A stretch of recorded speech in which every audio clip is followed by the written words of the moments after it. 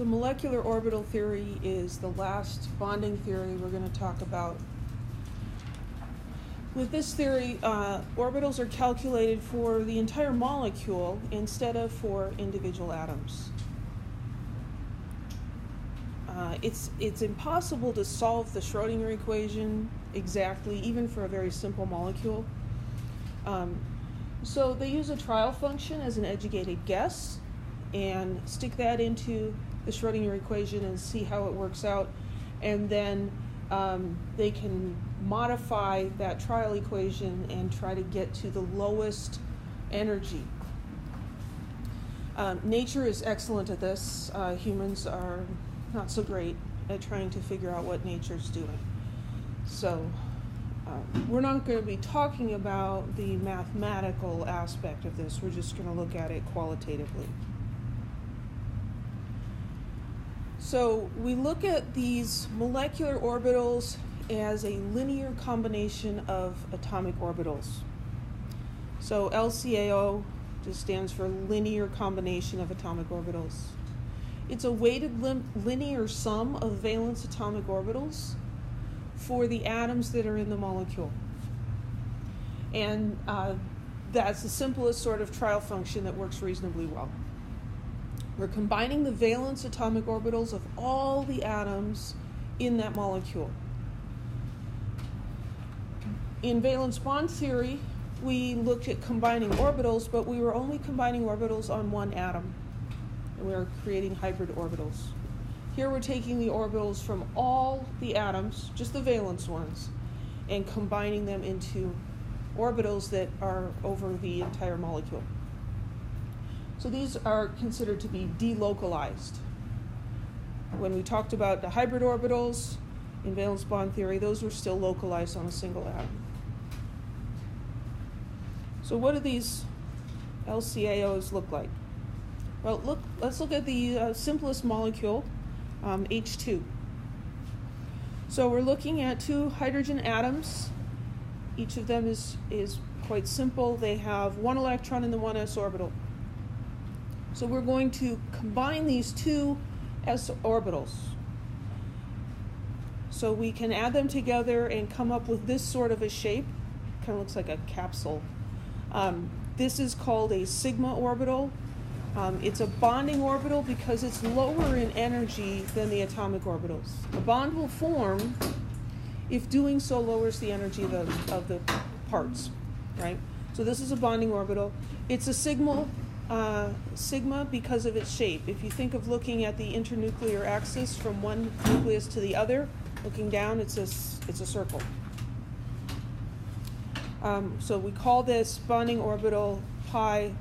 That's not pi. Sigma 1s. The next one is made by summing the 1s orbital from one hydrogen with the opposite phase on the other hydrogen. So it's adding a negative, or you could think of it as subtracting. It comes out to be the same thing.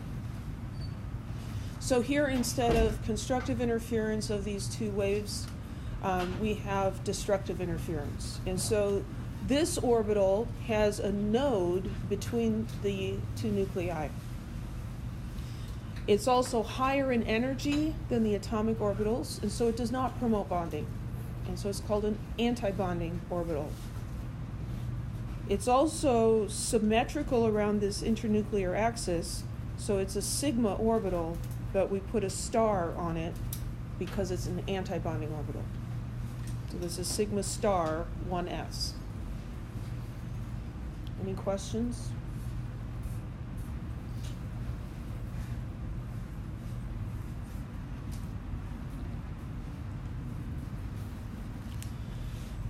So I've talked about the orbitals on atoms, these quantum mechanical orbitals, as being a lot like a standing wave on a piece of string, right? It's just that they're different shapes. So this 1s orbital on hydrogen is a standing wave, and waves can interfere with each other, right? We can have constructive interference and destructive interference. So we can combine these two orbitals in a way that they constructively interfere with each other or they destructively interfere. Constructive is like adding, and destructive is like subtracting. So if these are in phase and they interact with each other, we'll get a bonding orbital.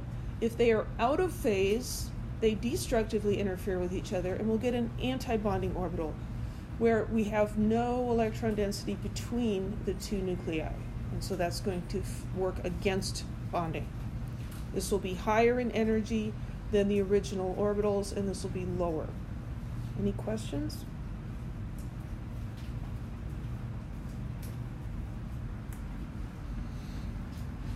So the shapes of the orbitals are a bit complicated to draw, and we don't really need to think about them so much, but we do need to be able to identify where are the electrons in all of these things. And so we use molecular orbital diagrams. So here are energy increasing as you go up, and we're going to draw the atomic orbitals for the two atoms that are bonding. And then in between, we're going to draw the molecular orbitals formed by those atomic orbitals. So I have a hydrogen atom and a hydrogen atom. They each have one atomic orbital, a 1s and a 1s. And so when these bond and I make molecular orbitals, I'm still going to have two orbitals. However many orbitals you start with is how many you get in the molecular orbitals. S orbitals overlap or combine into, they do this linear combination, and they form a sigma bonding orbital, a sigma 1s, and a sigma star 1s. Sigma star, it's a little asterisk. So that's used to indicate an anti-bonding orbital. So we've got one electron from this hydrogen atom and one from the other hydrogen atom. And so we're going to put those into the molecular orbitals following the same rules we did when we were drawing orbital diagrams for individual atoms. So we've got two electrons, and so they can both fit in that lowest energy orbital, and one will be spin up and one will be spin down. Any questions?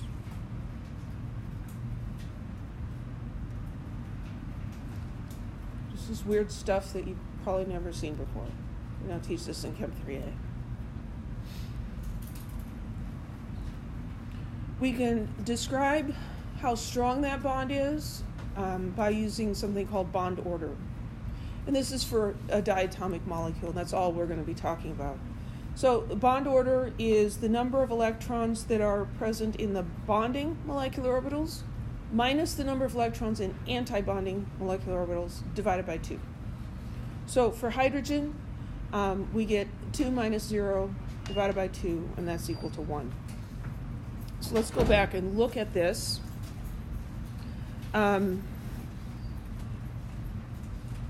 So here we have a bonding orbital, and here we have the anti-bonding orbital, right?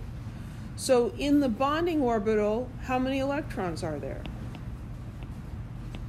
2. So the bond order is equal to the number of electrons in the bonding orbitals minus how many electrons in the anti-bonding? 0. That quantity divided by 2, and so that's equal to 1. Calculating a bond order. If the bond order is positive, a chemical bond will form, because that means that the electrons have lower energy by doing so. That means you have more electrons in bonding orbitals than in anti-bonding orbitals. The higher the bond order, the stronger the bond. A bond order of 3 will be stronger than a bond order of 1. And a bond will not form if the bond order is 0 or if it's negative. A bond order of 0 means that by forming that bond, there's no lowering of energy. And so, what's the point? Why bother? If the bond order is negative, also that bond will not form.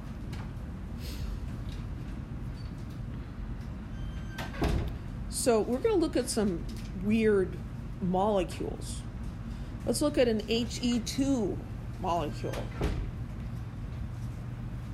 Well, we can draw the molecular orbital diagram. Here we've got one helium atom and another helium atom. Each of these has 2 electrons in their valence orbital, the 1s orbital.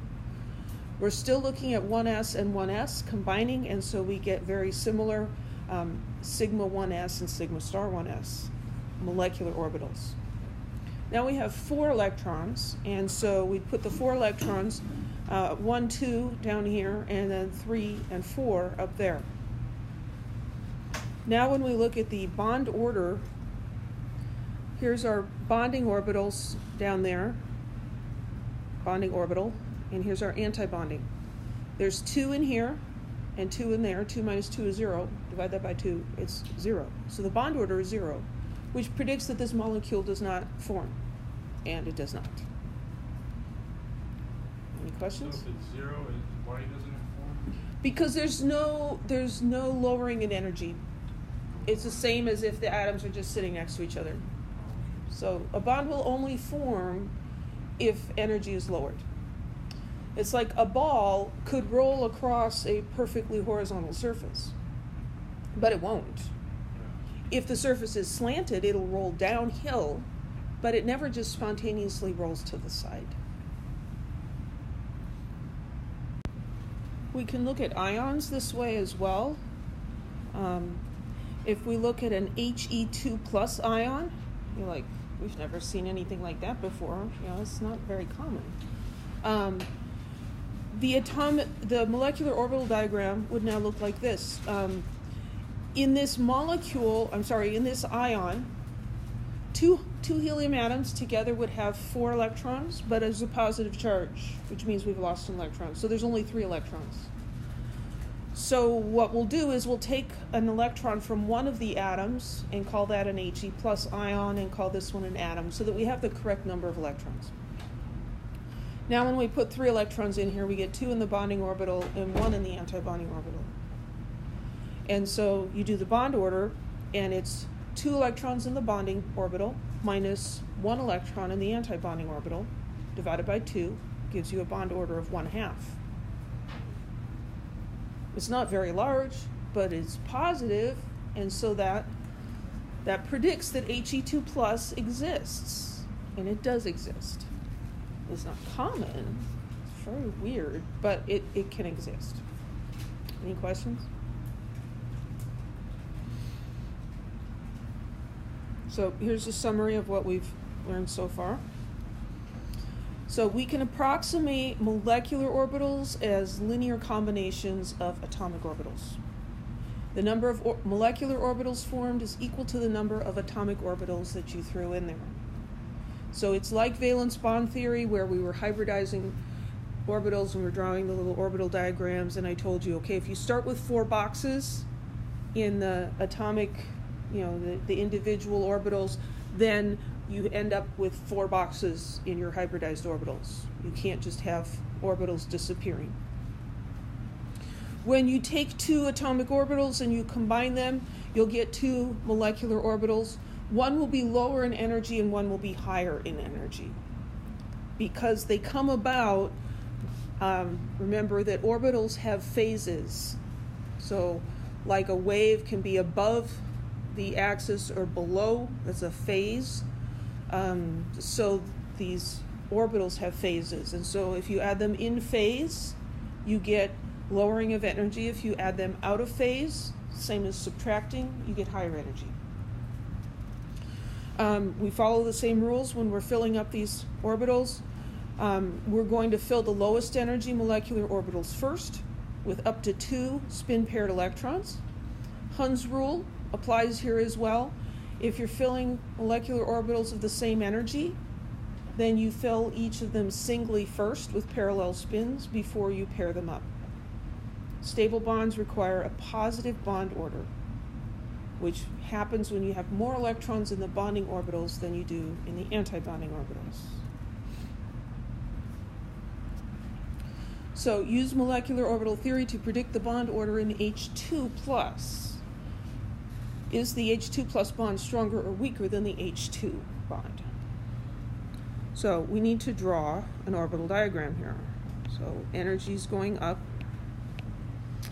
And we'll look first at the atomic orbitals for the two different things here. So we got hydrogen and we got hydrogen.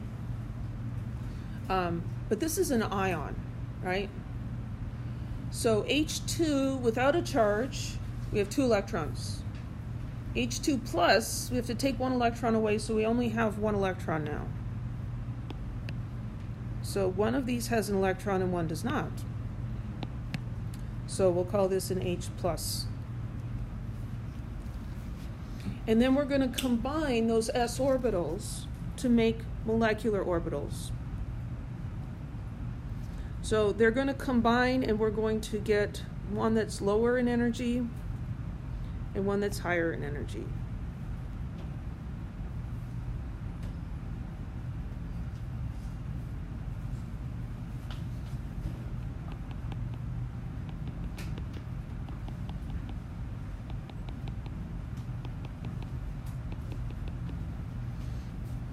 The one up here is called sigma star 1s, and the one down here is sigma 1s.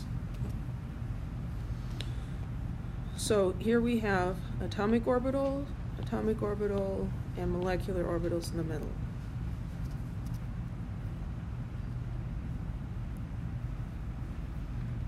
We look at the number of electrons we have in this polyatomic ion. We have 1, so this makes it so hard, right? We're going to put it in, where are we going to put it? We're going to put it in the lowest one.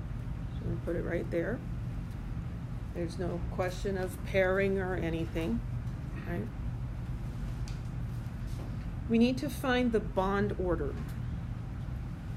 So we're going to identify how many oops, that's not what I meant to do. How many electrons in the bonding orbitals? And we're going to subtract the number of electrons in the antibonding orbitals. So bond order here. How many electrons in bonding orbitals? 1. How many in antibonding? 0. Divide that by 2, so we get a bond order of 1/2. Okay? How does this compare to the bond order for H2? Remember what that was? For H2, the bond order was 1. Because we had 2 electrons down here and no electrons up there, we had 2 minus 0 divided by 2, and so it was 1. So 1/2 versus 1, which one is stronger? The bigger one. So this one's stronger. The question is the H2 plus bond stronger or weaker than the H2? So it's weaker, right? H2 plus bond is weaker than the H2 bond. Yes? For the H2, if it had that electron, then it would go in the yellow shaded region, right? Yeah. So if this was, if we make this into H2, get rid of that charge, and we've got another electron. So now we have 2 electrons. That electron would go in there, paired up with the other one. Why wouldn't it go into the red region? I missed part of the Well, just like when we were looking at writing electron configurations, you remember the quantum hotel? The electrons in the quantum hotel wanted to take the cheapest rooms, right? Because they want to save money. The electrons want to go into the lowest energy orbitals because that's more stable. Because lower energy is like rolling downhill. Everything rolls down, right? And so they're going to go into the lowest place they can. That's the lowest energy. Now, they can go into the higher ones, but that's not a stable, normal thing. If you excited them in some way and gave them some extra energy, that could happen, but it's not how they're normally going to be. Any other questions?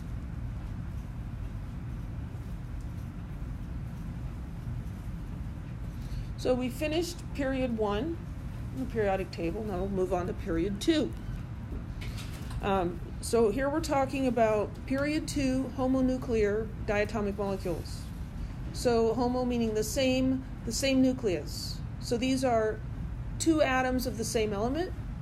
Diatomic, 2 atoms. 2 atoms, same element. So now we've got the 2s orbitals. Again, we're just going to look at the valence orbitals. So if we look at lithium, lithium is the 3rd element. Li2, we can look at, okay, we've got 2 lithium atoms. Their valence electron is in the 2s orbital. This one is in the 2s orbital. When those 2s orbitals combine to make molecular orbitals, we get a bonding orbital that's lower in energy and an anti-bonding orbital that's higher in energy. This now is called sigma 2s, and this is sigma star 2s because it's formed from 2s atomic orbitals. So each lithium atom has 1 electron, and so if we make this molecule, we're going to have 2 electrons, and they'll both go into the lowest energy orbital because they fit in there. So what would the bond order for this be? Yeah, it's going to be 1. Bond order is going to be the number of electrons in the bonding orbitals minus the number of electrons in the antibonding orbitals. So it's just, the bond order is the same as for hydrogen. 2 electrons in bonding orbitals minus 0 in antibonding, divide by 2, and your bond order is 1. Any questions? Somebody yesterday said, well, I thought lithium was a metal. How can it do that? Well, it only does this in the gas phase, which means at really high temperatures. You can make any metal into a gas. It's just not a simple matter. But Li2 does exist for lithium in the gas phase, but not as a solid. Moving on to the next element, beryllium, Be2.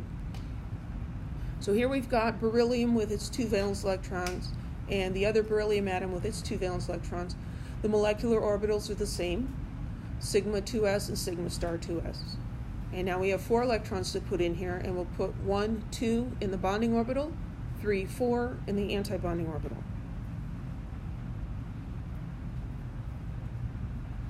And we look at the bond order. There are 2 electrons in bonding orbital and 2 electrons in the antibonding orbital. And so the bond order is 0. This is predicted to not exist, to be unstable. And it is.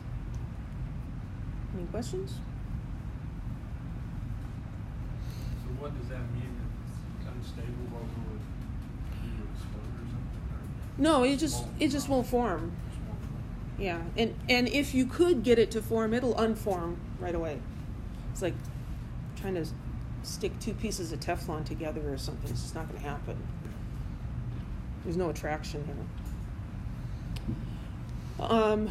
Okay, so now we've gone through the 2s orbitals. We're going to get into the p orbitals. So boron has 3 valence electrons, 2 in the 2s orbital and 1 in the 2p orbital. So now we have to look at how do the p orbitals combine. There are 3 p orbitals in each atom, and they're arranged perpendicularly. So here we're going to look at the ones that are along the x-axis, and so we can overlap these end to end, and we're going to add them in a constructive interference way and in a destructive interference way. So if we add these so that they are in phase, we get something like this, where we've increased the electron density between the 2 nuclei. If we add them in a way or subtract them, if you want to think of it that way, we're going to get anti-bonding, where now we've increased the electron density on the away from that internuclear space. So these are sigma because you can imagine looking down this axis, it's going to be circular, right?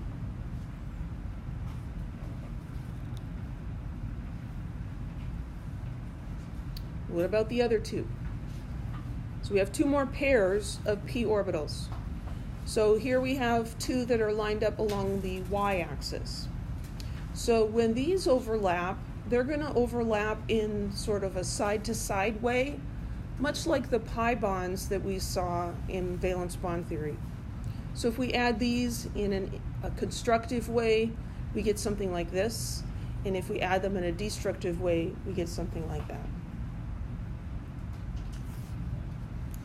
So in a very simple way to think about it, what we're doing is you can imagine that there is a mathematical equation that describes this shape. And it would be the same for this one. And then if you add them together, or if you subtract them, you're going to get different shapes. And so that's the idea behind it. So we get, this is again going to promote bonding, that will work against bonding. These are now not symmetrical along the internuclear axis, and so these aren't sigma, these are pi. And so there's these two things. So this is a pi orbital. So this is called pi 2p and pi star 2p, because they're made from 2p orbitals. What and is that dotted line? Is that this dotted line is showing that there's a node between. So there's like no man's land in the middle here. So where's what you were talking about, the perception of the... Here, the nucleus, the nuclei would be here.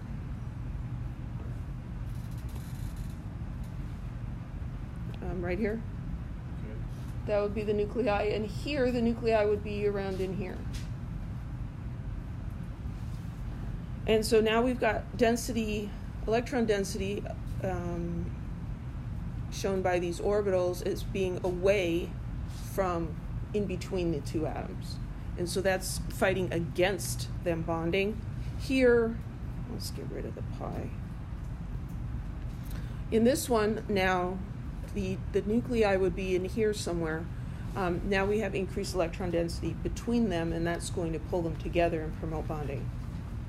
So the nuclei are on the even where those come together? Yeah, so the nucleus would be here and here in the atomic orbitals. Yeah. And so it's going to be in here somewhere. Okay.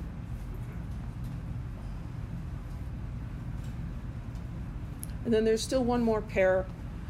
These aligned in the z-axis, so straight up and down. And now we can see where the nuclei are a little better. There's the two nuclei. We combine these in phase, and we get something that looks like this. And out of phase, we get something that looks like that. So between this nucleus and this nucleus, there's no electron density. Putting the electrons in this orbital increases the energy of the molecule, and so fights against bonding. Electrons in this orbital lowers the energy and promotes bonding. So if you put all these orbitals together, what does it look like? That's a good question. If you put them all together, what does it look like? The book doesn't actually show us that, but you can see this kind of looks like a pie. So.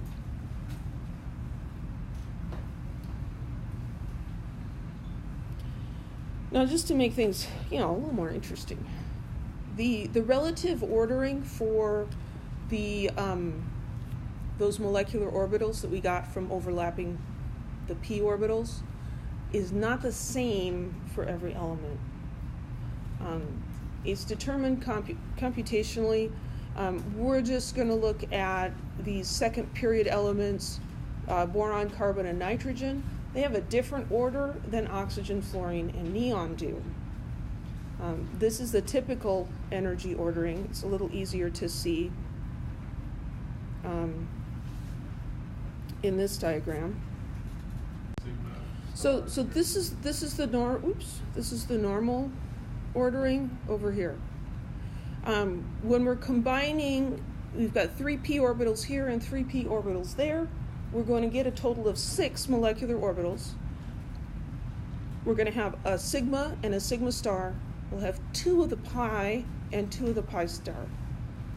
This is the normal or expected ordering where the sigma is lowest and the anti-bonding sigma is the highest and the pi orbitals are in the middle. It's nice and symmetrical, isn't it? For boron, carbon, and nitrogen, what's happening here is that these two have switched places. So now it's pi bonding, sigma bonding, pi anti-bonding, sigma anti-bonding. And one way to remember that is you remember, okay, well, this is the expected order. This is all nice and symmetrical. Be careful now. Boron, carbon, nitrogen. If you're doing boron, carbon, or nitrogen, be careful now. You have to switch these two that are in the middle. To switch the order. So for those of you who might wonder, well, why is it different for those? It has to do with an increasing amount of mixing between the 2s and the 2px orbitals for boron, carbon, and nitrogen. And so because there's more mixing, these two switch order compared to the rest of them. I'm not going to test you on that, but for the curious, that's the reason. So here is a table showing just the molecular orbitals for the rest of the period 2 elements. Here we've got boron, carbon, and nitrogen, oxygen, fluorine, and neon. So this is the normal order where the sigma is lowest, and then pi star, and then sigma star. Over here, be careful now. We're just going to switch these. So now the pi bonding orbitals are lower, and the sigma bonding orbitals are higher. These two stay the same. The bottom two stay the same. You're just switching the two in the middle. So if we look at boron 2, each boron atom has how many valence electrons? What group is it in? 3, right? So 3 plus 3 is 6. So we need to put 6 electrons in here. 1, 2, 3, 4, 5, 6. And then we can calculate the bond order. We've got, this is anti-bonding, and this is bonding, and that one's bonding. So we have 4 electrons in bonding orbitals and 2 in anti-bonding. 4 minus 2 is 2, divided by 2 is 1. So the bond order is 1. Here's carbon. Carbon, each atom has 4 electrons, 4 valence electrons, so now we have 8. So we've got the 6 electrons, and the next 2 will pair up with those guys. And the bond order then becomes 2, because we have more electrons in the bonding orbitals. Let's just do this real quick. These are all bonding, and these are bonding, and those are bonding, and those are bonding.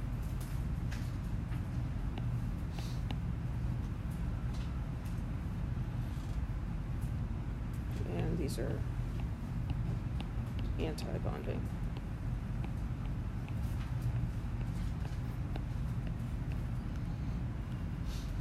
So in the yellow, 2, 4, 6. In the red, 2. And so we get a bond order of 2.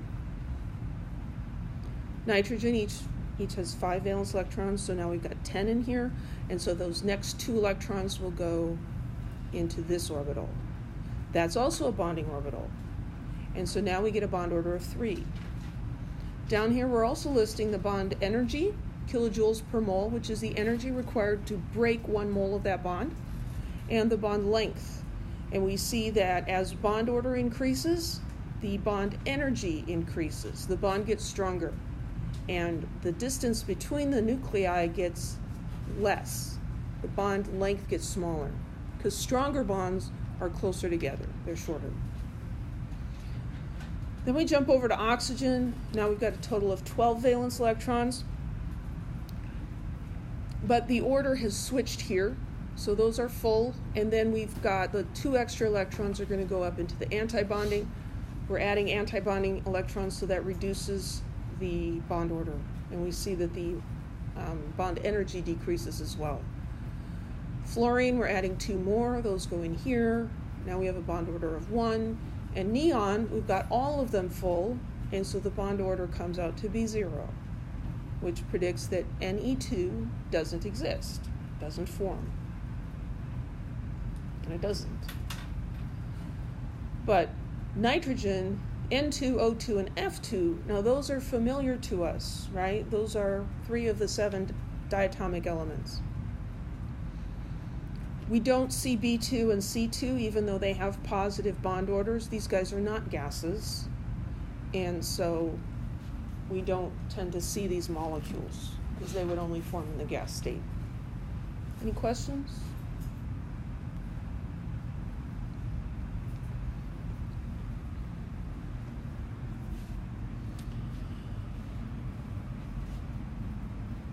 So we know from experiment that oxygen is paramagnetic. I'm going to show you a video of that real quick.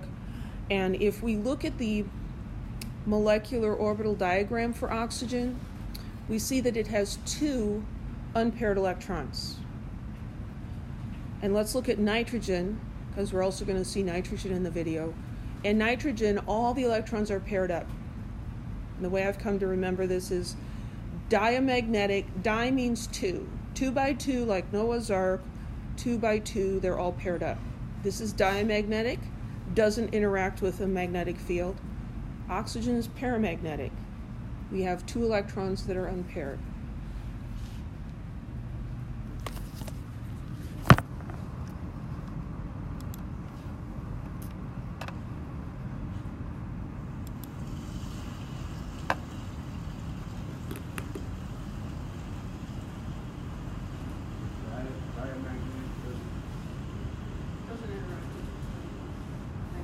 So, we're going to take this oxygen gas, pass it through this copper coil that's immersed in liquid nitrogen.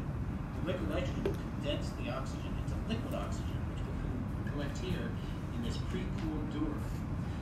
We will then take the liquid nitrogen and pour it between the poles of this magnet. We'll pass the oxygen also, pour it through the poles of the magnet. Then we're going to see if there's any difference between liquid nitrogen and liquid oxygen.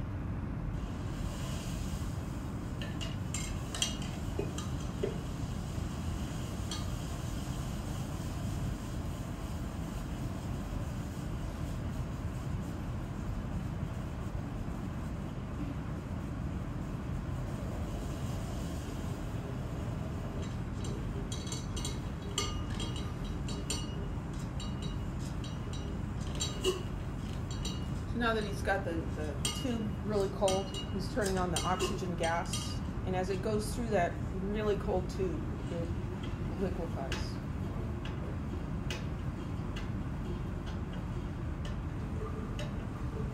You see all the frost on there because water from the air is freezing on it.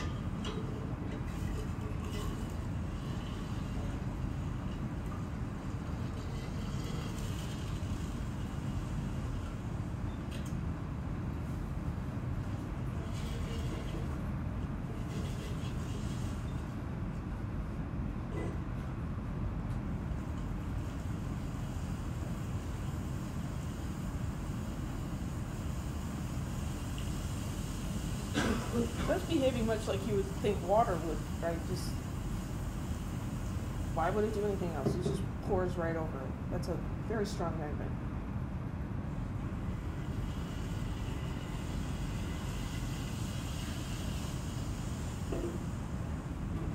But the oxygen sticks. It's paramagnetic. It's attracted to that magnetic field. Is that crazy or what? Yeah.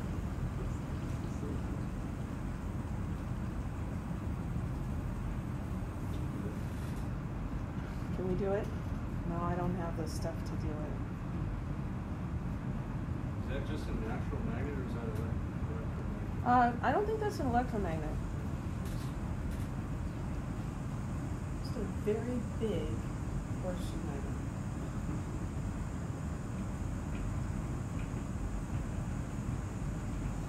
So it stays there till It stays there until it turns back into a gas, and then it's floating away. The reason you see all that, it looks like smoke or something coming down, that's, you can see where the air is very cold, and where it's cold like that, the water that's in the air condenses and we can see it. That's a strong magnet.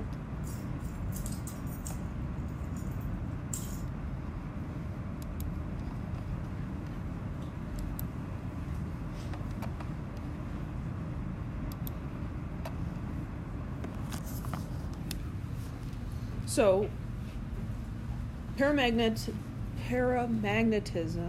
is a result of having unpaired electrons. And we looked at the molecular orbital diagram for oxygen. We saw that it has two unpaired electrons. The Lewis model and the valence bond model can't handle this. So here we have the Lewis structure for an oxygen molecule, O2. There's a double bond, and each of these has an octet and a zero formal charge, and so this is the proper and correct Lewis structure. Do you see any unpaired electrons in there? No, I don't either. Lewis theory predicts that oxygen is diamagnetic, would not stick in the magnet. Here is valence bond theory's interpretation of an oxygen molecule. So we have p orbitals overlapping, making a sigma bond here, and then we've got a pi bond up here and a pi bond down there. So we've got this double bond, and then we've got a lone pair here and a lone pair over there. Do you see any unpaired electrons?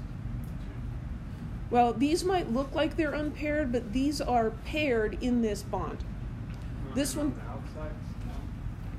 no, those aren't this is the other half of this orbital, and there's a pair of electrons in there. Yeah. So there's no unpaired electrons. So valence bond theory also would predict that oxygen is diamagnetic. But molecular orbital theory gets it right. And so some of these models have come about because we see discrepancies between what our current model predicts and what we actually observe. And so that prompts us to look further and figure out, well, there must be some explanation for this. And scientists tend to be very persistent, and they just keep at it until they find an explanation. Okay, let's draw a molecular orbital energy diagram for N2 plus ion, and then we'll answer some questions about it. So N2 plus, and we got energy going up. We got two nitrogen atoms. So we need to look at their atomic orbitals first.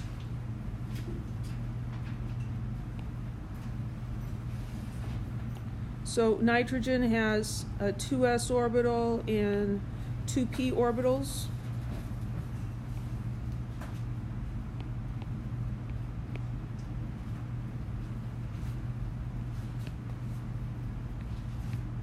Nitrogen and nitrogen. N2 plus, that means that we've lost one electron, so I'll make this one over here positive. We know that nitrogen normally has 5 valence electrons, and so we can put those in for this nitrogen atom. And then because of the overall positive charge on this ion, we've only got 4 electrons over here. 1, 2, 3, 4.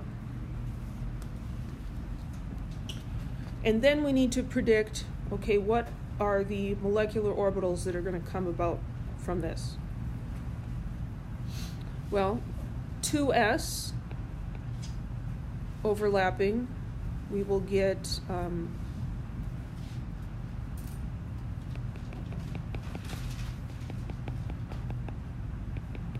two orbitals, 2 molecular orbitals. And this is the sigma star 2s and the sigma 2s. One's higher and one's lower. And then when the p orbitals overlap, we get 1 sigma orbital and 1 sigma star. See, enough room. So here we'll get no, that's not the star. Sigma 2p. And then we're going to get 2 pi orbitals, and then a sigma antibonding.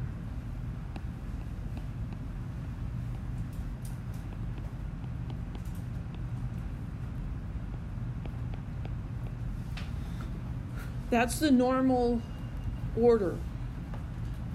Should we do the normal order for nitrogen? Be careful now. No. We have to be careful. We have to switch the order of those two in the middle.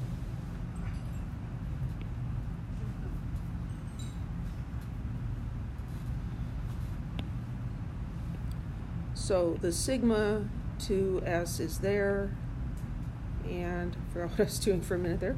The pi is 2p. The pi 2p is down here.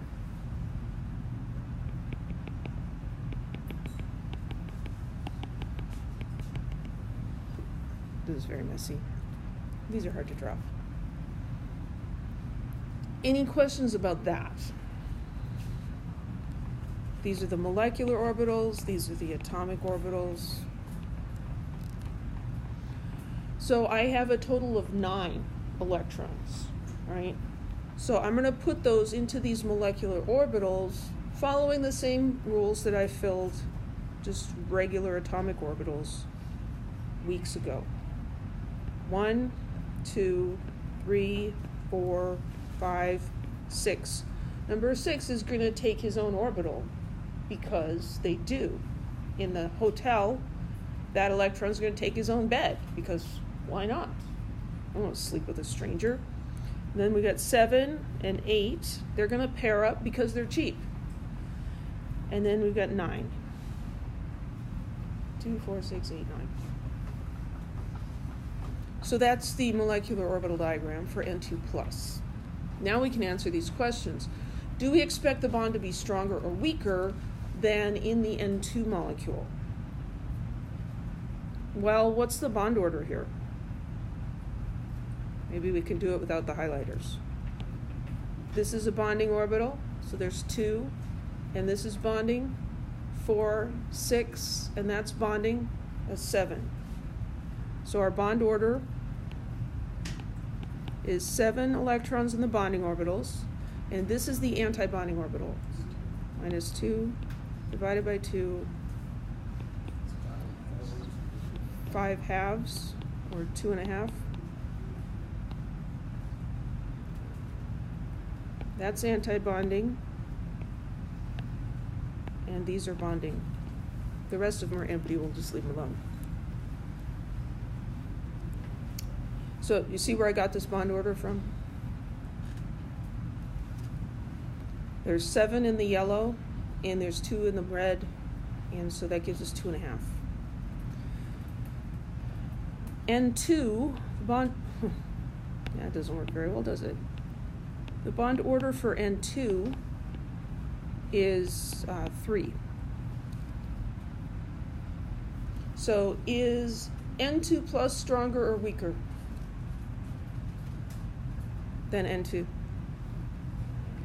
It's weaker because its bond order of 2.5 is smaller than the bond order of 3. So we predict that N2 plus is weaker. And then is it diamagnetic or paramagnetic? Di means 2, 2 by 2 like Noah's Ark. So it's got to be paramagnetic, right? So this is paramagnetic. That's how you remember the words. How do you remember which one is attracted to a magnetic field? Well, think of these as little magnets. Because in a sense they're a spinning charge. They are very much like a magnet. Here we have one that's not paired up. All these others are paired up with each other, and so they're kind of occupying each other. The paired up electrons don't interact with magnetic fields. Only the unpaired ones do. So this would be predicted to stick in that magnet if you had liquid N2+. Yes? So if that was filled and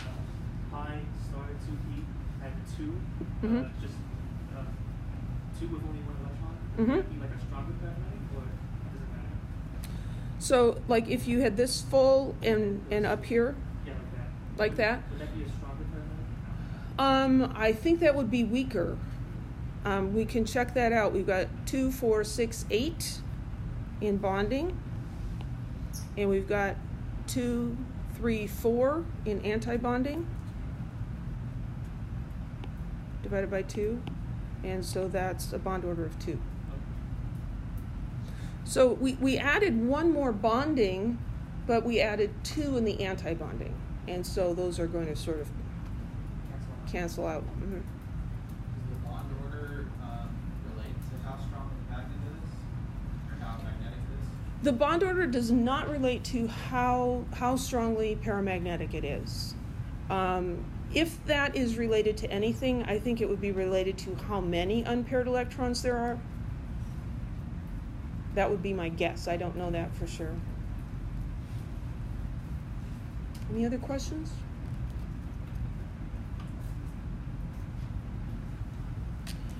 What if we have second period heteronuclear diatomic molecules? So here we have one of my favorite molecules, No. I think it's a favorite of moms everywhere. So we've got a nitrogen and an oxygen. So here we've got the nitrogen atomic orbitals and the oxygen atomic orbitals, and the 2s will form sigma 2s and sigma star 2s. The 2p's will form sigma, pi, pi star, and sigma star. The atomic orbitals here now are not the same energy as each other because they're different atoms. And so then the molecular orbitals are then affected by that. The higher energy atomic orbital contributes more to the antibonding orbital, and the lower energy atomic orbital contributes more to the bonding orbital. So we're not going to, worry too much about that. The reason that the oxygen has lower energy atomic orbitals is because it's more electronegative.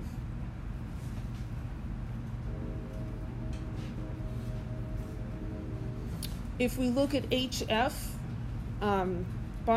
we've got hydrogen. So here's hydrogen, it's 1s orbital. And fluorine, we're only showing the 2p orbitals here, we're not showing the 2s. Fluorine is so electronegative that all of its atomic orbitals are lower in energy than the hydrogen's atomic orbital. It's kind of weird, right? So when these overlap, one of these p orbitals can combine with the 1s orbital. I keep saying overlap, but that's valence bond theory. A 1s orbital and a 2p orbital can combine to form molecular orbitals. Those would be sigma because they're symmetrical around that internuclear axis. One will be bonding, one will be anti-bonding.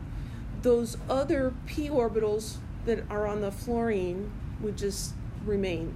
They'd be non-bonding. They're not anti-bonding, they're just non-bonding.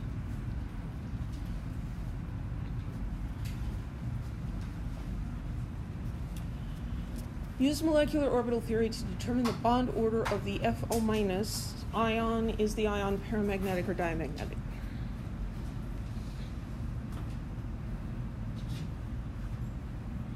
So again, we've got energy going up, and we're going to look at the two different atoms and their atomic orbitals. So we'll put fluorine over here and oxygen over here. We're not going to worry too much about which one's higher or lower or how much that difference is. We're just going to look at, well, how would these orbitals combine into molecular orbitals? So fluorine has 2s and 2p, and oxygen also has 2s and 2p. And so from the 2s orbitals, we're going to get a bonding, and an anti-bonding. Okay, so sigma to S star, sigma to S.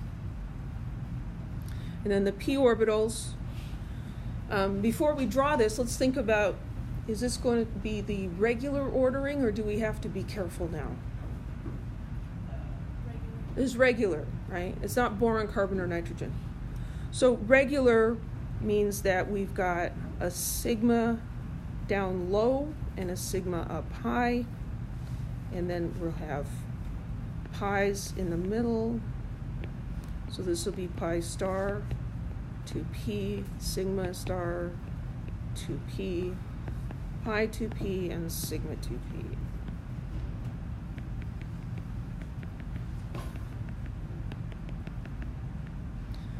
These things are hard to draw. The good news for you on an exam is I will not make you draw these. For one thing, I don't want to look at yours because look at a mess I made, and I've done this a lot.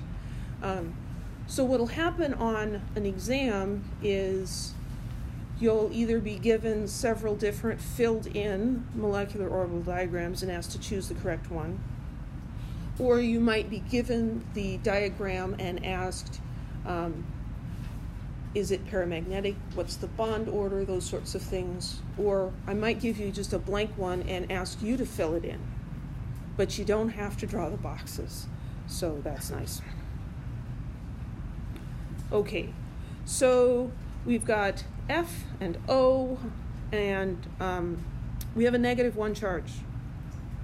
Who should we give the extra electron to, fluorine or oxygen, and why? More electronegative? Fluorine, because it's more electronegative. Yep, exactly. So fluorine normally has 7 valence electrons, so now it's going to have 8. So these will be all filled in. Oxygen normally has 6. 1, 2, 3, 4, 5, 6. So we've got 6 and 8 is 14 altogether. And so we'll start putting those into the molecular orbitals. 1, 2, 3, 4, 5, 6, 7, 8, 9, 10, 11, 12, 13, 14. They're asking us for bond order. So we're going to identify how many are in the bonding orbitals. That's bonding, this is bonding. And yeah, that's the bonding, and then we've got anti-bonding here and here.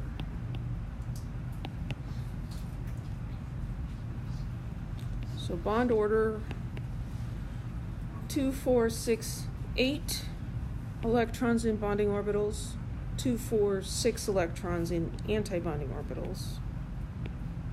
So that is going to be 1. The bond order is 1. Is this ion paramagnetic or diamagnetic? It's diamagnetic. Not diamagnetic, diamagnetic. And I remember that because di means 2, 2 by 2. They're all 2 by 2. There's the elephants and the giraffes and the hamsters. And, you know. Any questions?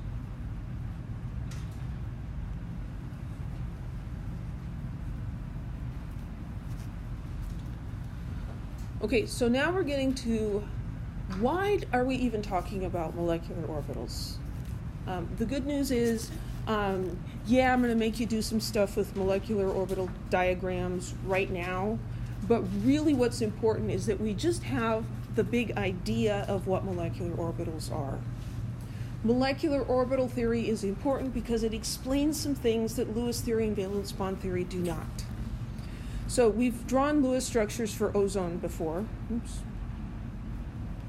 And we saw that it had resonance. And we understood that actually what it is it's a combination of those two. It's not that it's going back and forth. But Lewis theory can't handle it. When we study ozone, we find that the two bonds, this bond and that bond, are actually identical, but Lewis theory can't handle it. Valence bond theory can't do it either.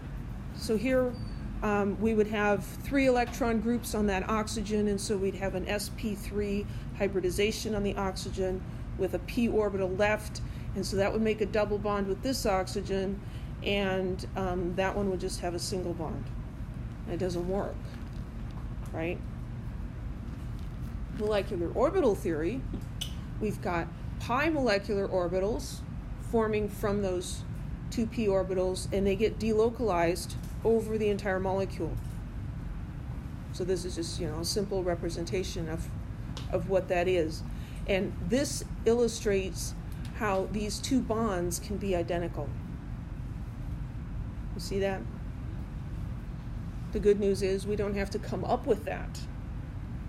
But hopefully from what I've told you today, when I say that these orbitals combine and make orbitals that are delocalized over the entire molecule, we'll be like, well, yeah, I can see how that could happen.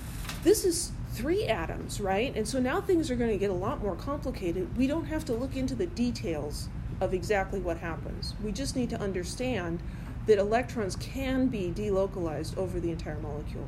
And that explains a lot of things that valence bond theory and Lewis theory can't explain to us. This one is very important for those of you who will be going on to take organic chemistry. Organic chemists really need this understanding of delocalized electrons. Here we have the 2 Lewis structures for benzene. It's a 6-membered carbon ring, and it's got 6 hydrogens, each attached to one of the carbons. And the best Lewis theory can do is we draw alternating double and single bonds. And then we draw another one where we've got the double bonds in the opposite positions. This does not do a good job of predicting the shape or some of the properties of the benzene molecule, because experimentally what we find is that all of these bonds are identical to each other, all the carbon-carbon bonds. Molecular orbital theory to the rescue. We can have these molecular orbitals that encompass those electrons from the multiple bonds. And instead of this double bond, the second 2 electrons being localized between these 2 carbons, those 2 electrons, those 2 electrons, and those 2 electrons, those 6 total, they can be delocalized over the entire molecule. When that happens, it is a resonance stabilization, and it causes this molecule to be a lot lower in energy than you would expect.